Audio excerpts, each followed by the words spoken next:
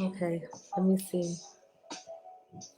Hey, wait a minute. Is it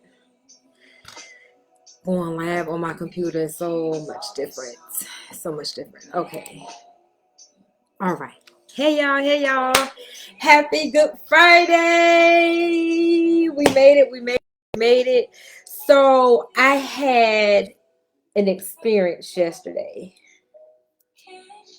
that made me want to come back to my tribe and let you all know, please don't do this in your business, okay? Focus on your business, okay? Focus on your business. Give it everything I need. Not I need, everything it needs. But after, hey Stephanie, happy Friday! So after kickball practice yesterday, I was so hungry. Like I didn't realize I hadn't really eaten the entire day. So I said, I want a rib sandwich. So I went into this new barbecue restaurant. Now, for those of you that don't know, I'm a foodie. So I will try a new restaurant and then I actually promote those restaurants that I try. And my hashtag is Fat Girl Eat 727. And I actually travel everywhere and try. When I say everywhere, I mean in out the country. Like I've been to Cuba, like, hey, and I'll try different foods and stuff. And I'll say Fat Girl Eat 727 approved. So anywho, I go in this restaurant starving and I walk in and I'm like, oh, it smells good. This is like a 2,500 square foot restaurant. It's not a mom and pop restaurant, which means, you can sit people down. There's a podium when you walk in where someone can greet you. And I understand we're in COVID, so please don't think I'm not being sensitive to COVID because I am. I am. And this was a black owned restaurant. So I'm super excited. It's in this nice plaza. But what occurred was I come in and I stand at the podium because naturally you're going to think, okay, stay here and wait to be seated. So I see other people sitting in the booths and everything. So I'm sitting there waiting. The girl that works there, she comes from this direction, walks past me, doesn't say hi, hello, how you doing, Kate Cam, nothing. And walks past and then goes behind the bar. So I say, excuse me, ma'am, do you just sit yourself? She looked at me, looked away like I wasn't even there. And I'm like, okay. Then she comes back from behind the bar with a little kid. She said, I'm like, okay, well, I guess you just sit yourself. So I go sit down and I'm looking at the menu and I'm like, oh, wow. They were expensive, but I was still willing to support. So I think for the dinner I was looking to get, it was going to be like 26 bucks or whatever. Plus I still had to go ahead and buy my drink. So I'm sitting at the bar and I'm waiting for somebody to come and say, hi, how you doing today? Not take my order. Just, hi, how are you doing today? Just hi. Some kind of greeting. Okay. So when you think about business etiquette, because all of this that I want to talk about is going to tie in with the story. Business etiquette, you want to be polite, you want to be friendly, but you first have to start it with the greeting. Like you can't just jump into when the person's in your face and want to be nice. If you notice, if you go to the nail shops, no matter what they're doing, someone in there says, hi, how can we help you today? They don't let you just stand there. As soon as you come in and you say pedicure, whatever, and it's okay, you can sit and seat, whatever, or it'll be 30 minutes. They're giving you customer service upon entry. Now I'm sitting at the bar and I think like 5 minutes went by and I'm like, okay. Now, if you don't know how long 5 minutes is in a restaurant, I don't know how many of you watch Gordon Ramsay and all those different restaurant shows. I love them. So if you were to sit down and just time you sitting there and nobody's saying anything, time what 2 minutes feels like. Not 5, but 2. I sat there for 5. Still no hello, no anything. So I'm reading over the menu and it says how it's smoked and then it's pecan wood and this and that. And, my mouth is watering. I'm so ready for this sandwich. And I said, I know it's going to be a wait, but it sounds super good. But then my nerves hit. Because now I have transitioned to think business and I have started to look at this restaurant and I'm like, well, wait a minute. This is a 2,500 square restaurant. They have seating on 2 sides. They have a podium. They have a bar, but really there's no liquor or anything at the bar. It's just a bar. Another person that works there has come out and behind the bar, they haven't spoke to me. You have a lady that's coming out calling people's names for their order. She didn't speak to me. I'm like, okay, so that's 3 employees. Ain't nobody spoke to me. So that means somebody back there cooking too. So, okay, maybe it's a 4-person restaurant.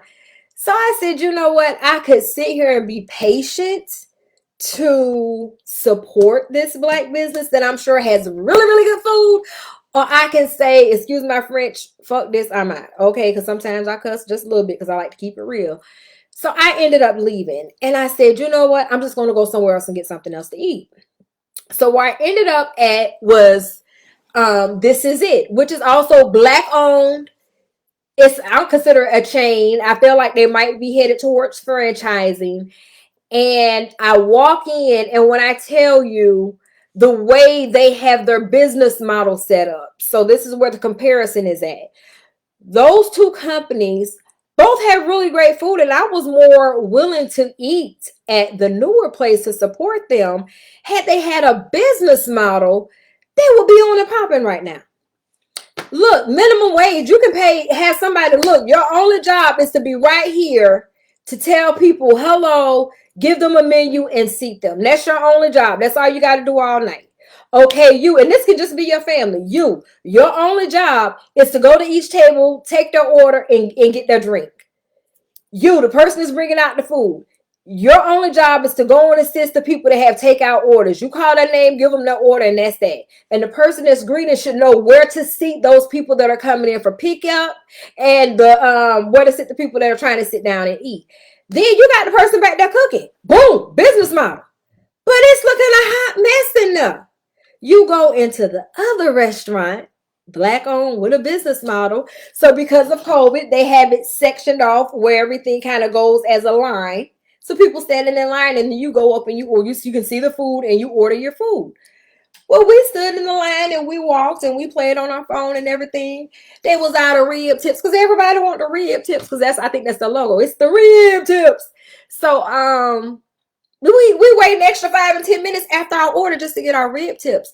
But I was like, their business model is working because when you come in, you can see that these people are being served. Like for me, I didn't even get a hello at the other restaurant. Then you had people sitting up there looking like they half lost.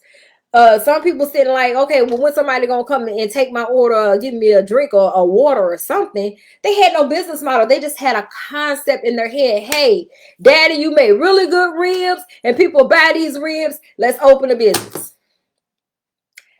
A majority of businesses fail, and in my opinion, Black businesses fail because they fail to understand the concept of business. So when you have a business, you have to have so many different things. It can't just be a really good product or service. You need to have a business structure. You need to have a business model. You need to have a business plan. You need to have a marketing plan. You need to have, and you really don't even have to have business credit. You just need to have the money that you need to have to support your business. And this is why I have this group. This is why I do the things for you all at no charge and share this knowledge, because I'm like, I got to tell people this stuff because they don't know. Like I said, I'm going to teach vocabulary. I got to get the stuff together, but these are the words that I'm going to teach y'all. So that way, when someone says, when you're trying to get a loan or whatever, and they say, I need to see your balance sheet, you understand what the balance sheet is. If someone says, okay, what does your cash flow look like? You'll be able to say, over the past year, my cash flow has increased by X% every quarter. I started at X and I'm currently at Z. Like, you'll be able to talk in a business language, and that is going to get you into more doors, because if you're not understanding and speaking the language, people are going to scratch their head and say, okay, why are we giving them the money again? Because they have a good product or service. It's a lot of good companies out there with a really, really great product or service, but they lack all of these other things. So they might open the doors to their business, or they might just stay in their kitchen forever. So my goal is to help people. So please spread the word, invite people to the group, let them know that and if you see, I've changed the name of the group. It is now Building Business Credit and Securing Government Contracts. I think that's what it says. I just changed it before this live. So thank y'all. Y'all have a really, really great weekend.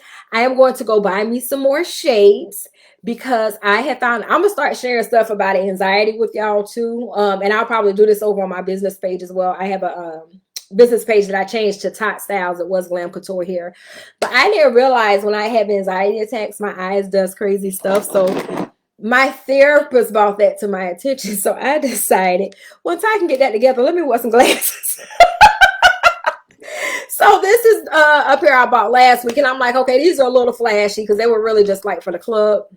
I was going to a party, so I need a calm pair. You know, when I just want to walk the park or in the mall, I'm walking the dog or something like that.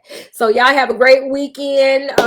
Happy Easter to those that celebrate Easter. If you do not celebrate Easter, I still feel Jesus is Lord, King of Kings, the great I am.